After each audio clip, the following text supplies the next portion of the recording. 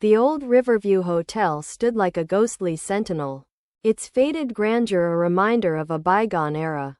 The once bustling lobby now echoed with the silence of abandoned dreams, the only sound being the faint creak of old wooden floorboards. A chill ran down the spines of even the most seasoned travelers as they gazed upon the hotel's worn facade, as if the very walls whispered dark secrets to those who dared to listen. Shadows danced across the lobby like restless spirits, cast by the flickering light of a lone chandelier. The air inside was heavy with the scent of decay and rot, a noxious mixture that clung to everything it touched.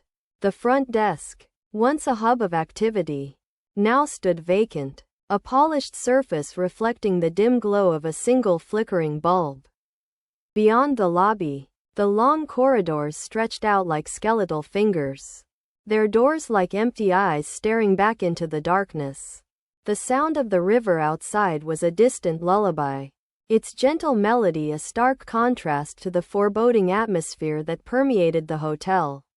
A faint hum of electricity crackled through the wires, casting an otherworldly glow over the deserted halls.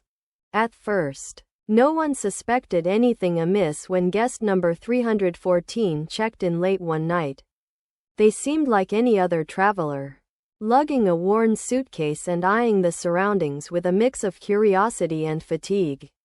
The desk clerk, a gruff but kind-hearted man named Joe, handed them a key with a perfunctory smile and a whispered warning about the hotel's notorious elevator. As the days passed, Joe began to notice that guest 314 was never seen again. Despite his room key still being active, no complaints were lodged, no packages were delivered, and no signs of struggle or distress were evident. It was as if the guest had vanished into thin air, leaving behind only an unsettling sense of unease.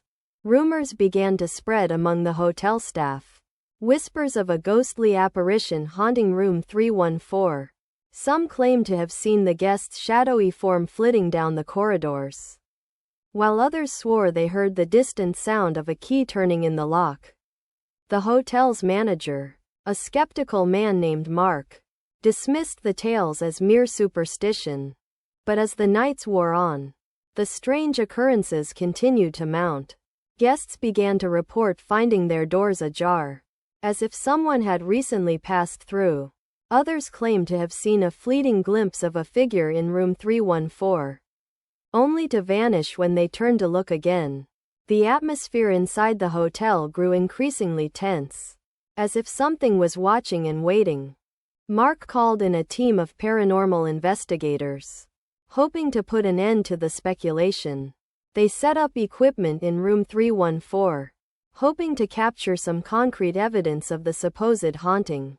But as the night wore on, the only reading they got was a steady hum of static, as if the very air itself was alive and watching. As the investigators packed up their gear, Joe couldn't shake the feeling that they had missed something. He recalled the guests' initial check-in, how they had seemed so ordinary and unremarkable. But now, he wondered if there was more to the story, if there was a darker truth lurking beneath the surface. It was then that he stumbled upon the key. Guest 314's room key, still attached to a worn leather fob, lay on the floor near the front desk. Joe's heart skipped a beat as he realized the horrifying truth. The guest had never checked in at all.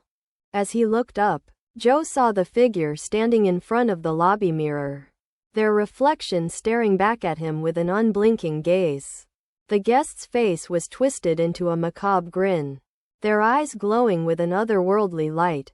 And in that moment, Joe knew that he was not alone in the hotel, that something had been waiting for him all along.